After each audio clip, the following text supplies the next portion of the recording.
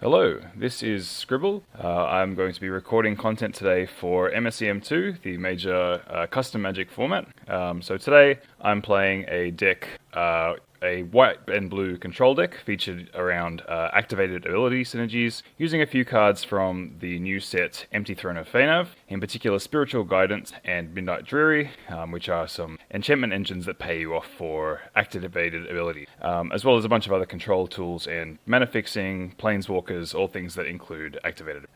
So today I'm playing against Trapables in a league match, so I'm not sure what they're going to be on today, so let's just see how we go. Okay, so first hand, not particularly great, no white source, nothing that I can actually cast in this hand, so I'm going to mulligan this one. This one looks a bit better, 2 lands, spells I can actually cast, can cast everything from this hand. Terraformer's Globe, likely to draw me into more lands in the future, so I'll keep this one and probably put back an Event Horizon. Great, okay, so since I have a Pool of Light, I think turn 1 I'll be fetching a basic island, sit down the Terraformer's Globe. Okay, opponent is on red-black, no turn 1 play, I can't derive too much. So at the moment I'm really interested in trying to draw into some action, which Hemley can the -X, so I could hold up some counter magic here, or I could deploy Hemley. Since I have a third land, I'm not too desperate for action at the moment, so I think my best play is to hold up counter magic. And then maybe once I run out of lands, it'd be a good idea to start looking into some digging with him. Okay, my opponent is on a bit of a flash plan, it looks like. Oh, this looks like an Aristocrats deck. Okay, this doesn't seem worth countering, so I think I'll let that go, and we'll look to interact with whatever plan they put down next. Okay, opponent is on a Pitchpire Curse deck. So whenever one or more players creatures in chat and attack enchanted player, the controller may sacrifice a creature. If they do, enchanted player loses 3 life, sacrifices non-land, discards a card. Okay, so that works quite nicely with Men and Pack. So I could Portal Fracture this, I could Event Horizon this. I think I would rather play the counterspell at this time, so to answer that, Event Horizon being an exile spell against what seems to be an Aristocrats deck, I think has more value later, so that's better I'll save. Okay, so we've drawn into a 4th land. I could Hemley and hold up mana for Out of Body Experience, but using Out of Body Experience against Men and Pack doesn't sound like the most fun time, so I think I'm just going to continue to hold up mana. Okay, so opponent's going for Shikai Revenant, which is not the fastest plan, so I don't feel super threatened by this. I can always out-of-body experience it later if I'm worried about it recurring. Okay, we've got 2 of them now, so starting to get a bit more threatening. Okay, so I think now that I'm running out of stuff to do, I think I'm going to remove the 2 Shikai Revenants, or maybe just one of them. Replacing one of them with a 1/1 Elemental doesn't sound particularly great, so I think we're just going to go for an Event Horizon, and then I'm going to slam Hemley next. Okay, we've drawn a lot of removal so far this game, not a lot of action, which is not the most ideal, but see what happens. So I could go for Hemley and redraw 2 cards, leaving Hemley on 1 loyalty, in which case I think it's likely that Men and Pack is the only thing that attacks Hemley to try and kill it, and then I can respond to that with an out-of-body experience to try and keep Hemley around for an extra turn. So I think in this case, that's what I'm looking to do. Probably shuffling away a land and an out-of-body experience and try to dig into some action. I'm quite likely to redraw another land, which is why I'm interested in tossing a land here. Moving 2 counters, sec, +2.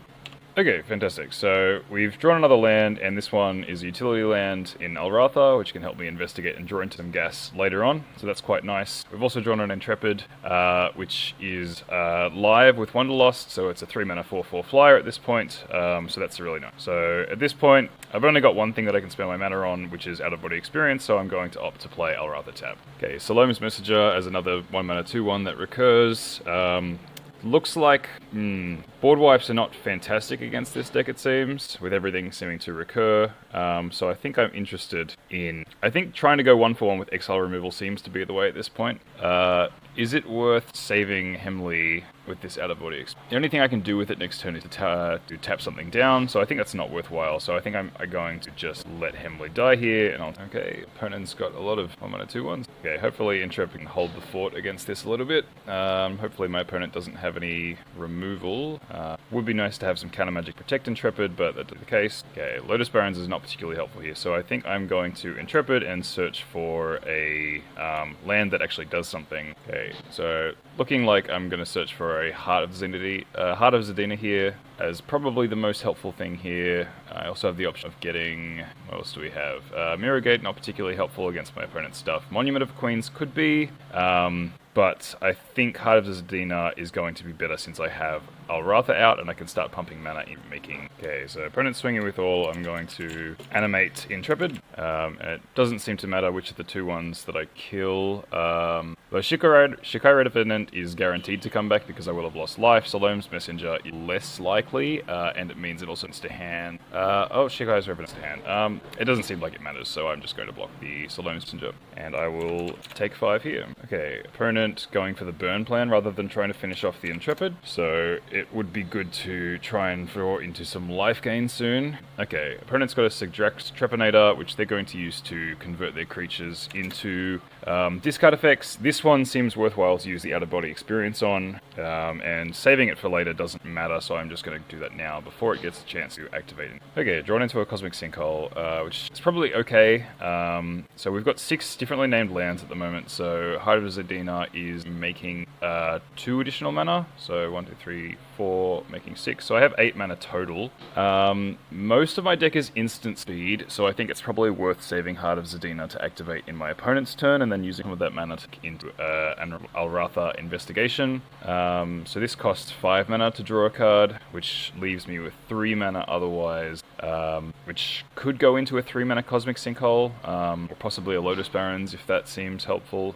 So I think I'm just going to wait to see what my opponent... Okay, so more Salome's Messages. My opponent is slowly bleeding themselves out with Crumbling Precipices, so possible that that might end up mattering. Okay, Minister of Zealot. So that one is a bit of an engine, so that seems worthwhile taxing with Sinkhole. Okay, so since my opponent doesn't have any more mana, I think I'm going to activate Heart of Zadina now. So we go 1, 3, I'm going to add 6 blue mana, and then spend 2 of that to investigate, and another 2 of that to crack the clue. Okay, not something that I can cast at the moment, but that will be nice for next. Okay, so I'm going to block Salome's Messenger because that can't come back turn. 1, 2, 3, 4. So, alright, thankfully Ajani is life gain, so this will be helpful. Another land is not particularly helpful, especially one that demands me to pay life for it. Okay, so after going for Heart of Zadina, I can go add 6 mana. I need to spend another mana to cast the Ajani, which will mean that I have 3 blue mana floating. Though Ajani can untap the Heart of Zadina, so that is nice. Okay, so I think given that, it is worth pumping some mana into Heart of Zadina, spending 3 of that and a white mana for Ajani. I do need to remember that Terraform is globally fixed. I generally forget about that. Okay, +1 with Ajani, getting 2 life, untapping 2 lands. Okay, so I can go for Heart of Zadina again, using all the mana that I have in my mana pool. Add 6, spend 4 of that to draw with Alratha, try and find something proactive, because if I do that, I'll only have 1 mana available on my opponent's turn. If I don't do that, then I will have no mana going into my opponent's turn, and won't have drawn any cards, so I think it's worthwhile to now. Okay, so let's add 6 blue, and 2 of it to make a clue, and 2 of it to crack the clue, another land that's super help me. I haven't played a land this turn, and this one any life, so worthwhile. Okay, so at the moment, my opponent could put me to 1 life with a full attack. Here with... Okay, so I don't have a sweeper in my main deck, which makes the tokens very difficult to answer. I think that means I'm kind of forced to draw mode. But there is a lot of stuff that my opponent can draw into 1 damage to me. Yeah, I think it has to be draw. I think this is likely going to be this match. Well, I found a payoff at last, but a little bit too late this game. Yep. Okay, that is the last damage my opponent needs, so if they go for a full swing, yep, GG. Alright, so what's helpful in this match? Exile removal is nice. I think I probably do need the Setting Suns as sweepers, even though they're not fantastic here. Harm's Way seems like a useful life padding tool. I don't need my counterspells. Really good against my opponent's creature deck. What is bad in this? Out of body experience seems worse than Event Horizon, even though Event Horizon on mana creature not ideal, at least giving them something back. There is the option of bringing in Shikai's Readout to try and exile my opponent's creature Cur. But I think the other cards that I would need to cut for that would end up not being a worthwhile exchange. Maybe we only go Sitting Sun card. Hemley is not fantastic against such a wide board, so maybe actually I'll keep the 3 Sitting Sun. Alright, give that a go. Okay, somewhat better of a starting hand. I've got a turn 1 play in counter spells and other interaction. 3 land. I can turn 1 planes and then 2 Pool of Light, so this looks good. Embodied Soul being an early lifelinker that'll eventually have Vigilance seems very nice in this matchup. So Draxus Trepanator is a scary one, but if my opponent does cast something that it seems like they're like to sacrifice, I can always Event Horizon in response, so they don't end up getting an active opponent. Getting a Wayfarer's Shrine means they'll have 2 basics, so relying on Crumbling Precipice to bleed my opponent out, not an option. Or possibly not, looks like we're over. Okay, Duress.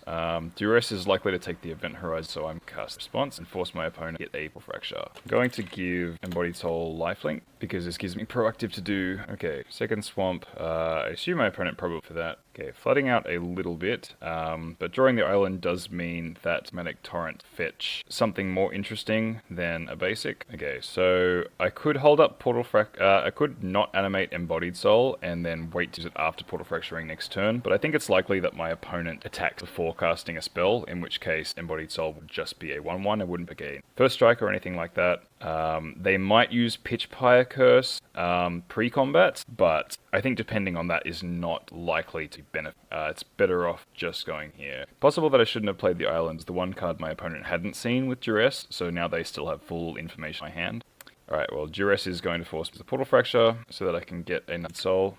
First strike seems important against these 2 ones. It's also possible that I should have picked Vigilance first, or First Strike first instead of Lifelink, because that way I could... Oh, alright. I didn't give my opponent the option to pay mana for the Portal Fracture. Autopiloting a little bit. Apology. Okay, so my opponent is opting to pay the tax, which doesn't cost me anything because I don't have any other in my hand to take. Okay, Spiritual Guidance is a fantastic draw. Not only is that a perfect use of my mana and triggers Embodied Soul, but it also triggers off of Magmatic Torrent, which is an active. It also triggers off Embodied Soul. But I don't think with 3 mana at the moment there is a way for me to get a trigger both on my turn and my opponent's turn.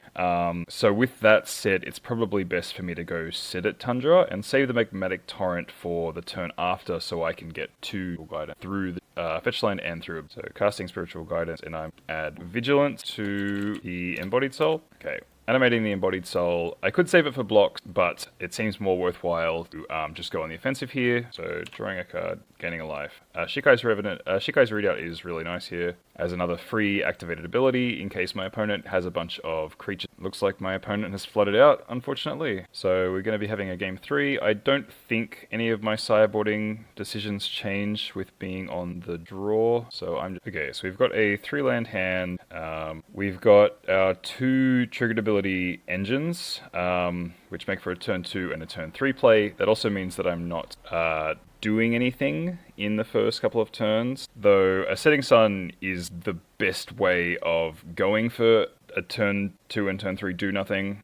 So I think this seems... I can turn 1 Mirror Gate as a tap land because I don't have anything on otherwise. Although a Duress is likely to mess up that plan. Though I don't think there's one option here to take much better than anything. So my hand feels somewhat resilient. Opponent's taking Event Horizon, which I wasn't planning to cast in the first couple of turns anyway. So maybe that tells me that my opponent has more better single target threats rather than a board that goes pretty wide. So okay, I'm going to play Mirror Gate here. I don't think my opponent has any utility lands, so there was nothing that I saw. I don't particularly want to name Crumbling Precipice because at the moment they are losing more life off of that than I am. But I don't want to name one of my lands because I don't want to turn those into monocolor lands given my opponent's not running a deck that shares any colors with me. So I think I'm just going something that neither of us are running.